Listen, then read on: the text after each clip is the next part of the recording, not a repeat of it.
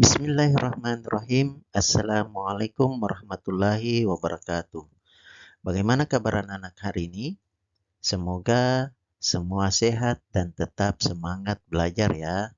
Alhamdulillah, hari ini jumpa lagi dengan Pak Guru di pelajaran Al-Quran Hadis kelas 7. Hari ini kita akan belajar tentang kekuasaan dan rahmat Allah Subhanahu wa Ta'ala. Anak-anak sekalian, hari ini kita akan mempelajari hadis tentang rahmat Allah melebihi murkanya.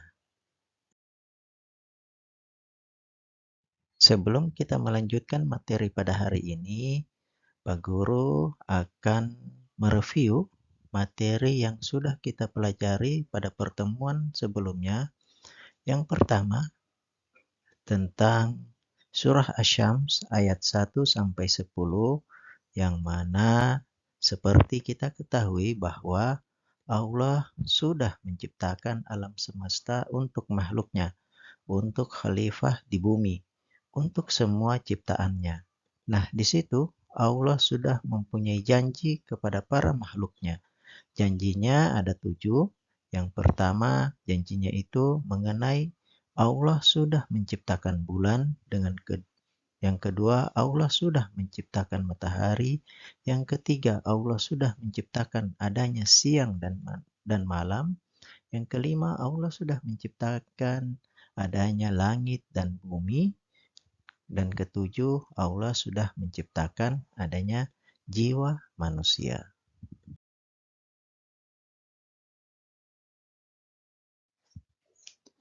Selanjutnya, Surah Ali Imran ayat 190 yang mengajarkan tentang kekuatan dan kebijaksanaan Allah Subhanahu wa Ta'ala sebagai pencipta dan pemelihara alam semesta.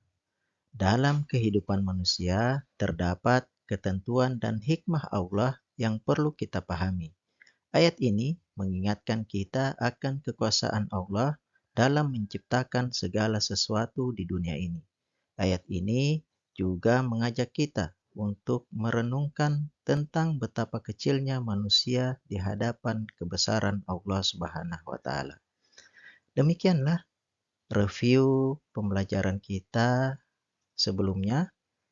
Hari ini kita akan mempelajari hadis tentang rahmat Allah lebih besar daripada murka Allah Subhanahu wa Ta'ala.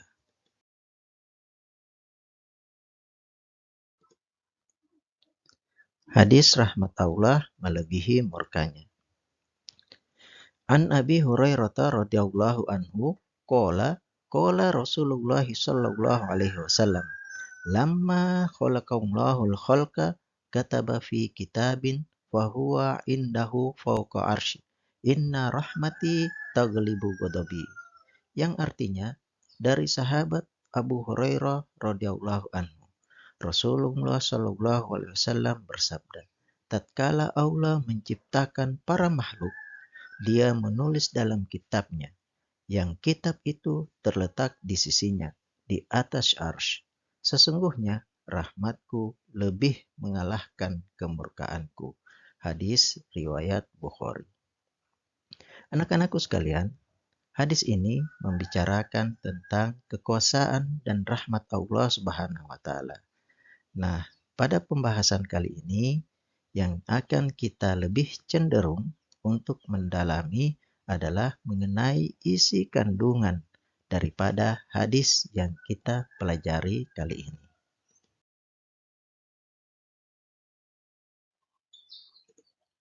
Berikutnya adalah isi kandungan hadis. Nah, kita akan lihat isi kandungan hadis. Hadis di atas menjelaskan bahwa rahmat Allah Subhanahu wa Ta'ala lebih dahulu ada dan lebih luas daripada murkanya. Hal ini disebabkan rahmat Allah Subhanahu wa Ta'ala adalah sifat yang sudah melekat pada dirinya dan diberikan kepada makhluknya tanpa sebab apapun. Nah, jadi rahmat Allah itu diberikan kepada semua hambanya, kepada semua makhluk. artinya diberikan tanpa sebab apapun. Itu sudah melekat pada diri Allah Subhanahu wa taala yang diberikan kepada makhluknya. Artinya rahmat Allah itu luasnya luar biasa daripada murkanya. Kemudian dengan kata lain, walaupun tidak pernah ada jasa dan pengorbanan dari makhluknya, pada dasarnya Allah Subhanahu wa taala tetap sayang kepada makhluknya karena Allah itu Maha Kasih Sayang, Maha Pengasih, Ar-Rahman Ar-Rahim. Itu bagian daripada Asmaul Husna yang mengatakan Allah itu Maha Pengasih, Maha Penyayang. Artinya Allah tidak pernah melihat bagaimana jasa manusia, bagaimana jasa makhluk, bagaimana pengorbanan makhluk. Allah tetap memberikan daripada rahmatnya. Dia menciptakan kita, memberi rezeki kepada kita dari sejak dalam kandungan. Luar biasanya, rahmat Allah Subhanahu wa taala ketika penyusuan sampai dewasa pun, walaupun kita belum ada amal untuk Allah Subhanahu wa taala. Nah, ini yang membuktikan kekuasaan dan rahmat, rahimnya, kasih sayangnya Allah Subhanahu wa taala kepada setiap makhluk hidup, apakah itu manusia atau makhluk yang lainnya. Maka luar biasa sebagai hamba kita perlu bersyukur kepada Allah Subhanahu wa taala.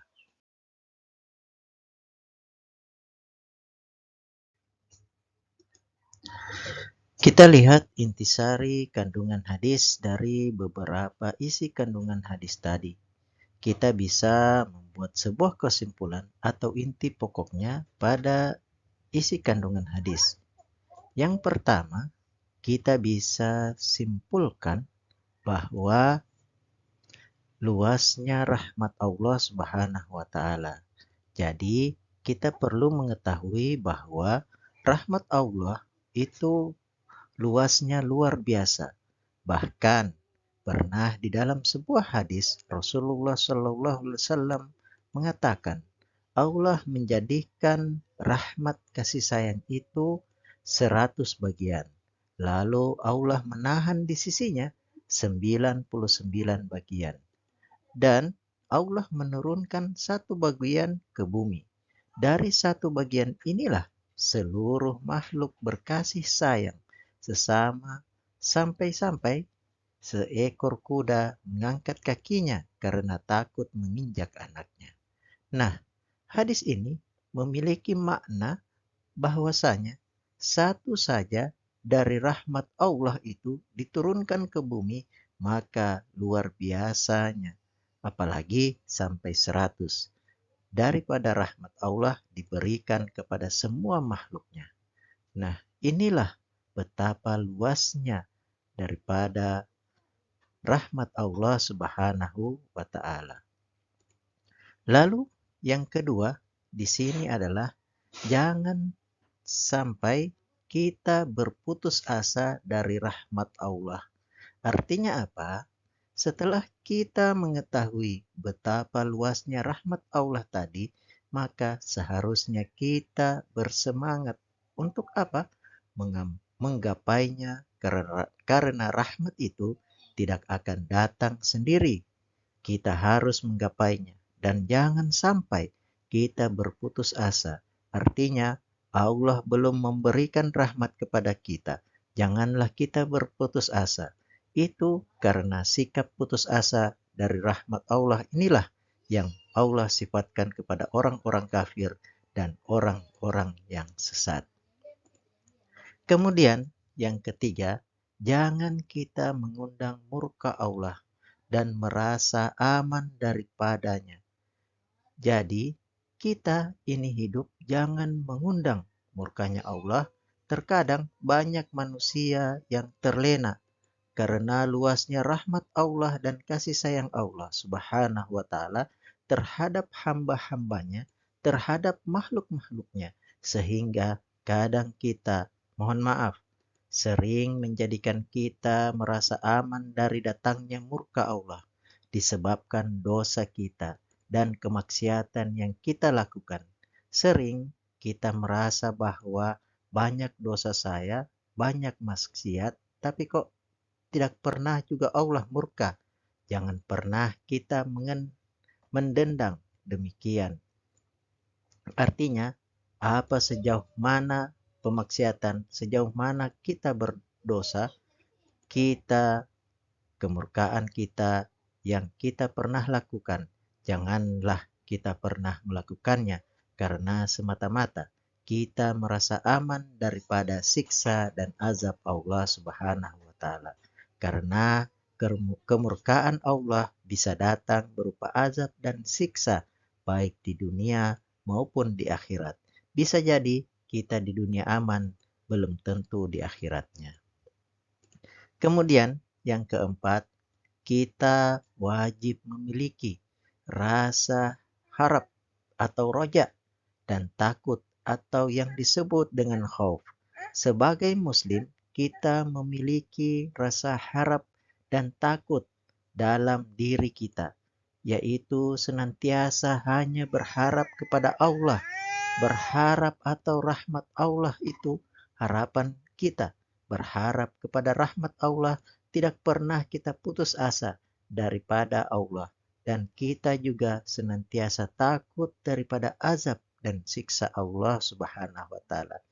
Jika seseorang itu berada dalam keadaan sehat, lapang, dan rajin beramal soleh, maka semestinya kadar keduanya, harap dan takut itu dijaga keseimbangannya. Nah, jika kita misalnya dalam keadaan sehat dan lapang, namun selalu berbuat maksiat kepada Allah, maka semestinya kadar takutnya lebih ditinggikan. Isi kandungan hadis di sini adalah 4 hal ini, yaitu luasnya rahmat Allah Subhanahu wa taala, jangan berputus asa dari rahmatnya, jangan mengundang murka Allah dan merasa aman darinya. Terakhir, memiliki rasa harap atau roja dan takut atau khauf. Inilah kesimpulan daripada isi kandungan hadis yang mengatakannya dari Abu Hurairah yang diriwayatkan oleh Imam Bukhari yang berkenaan dengan kuasa Allah Subhanahu wa taala.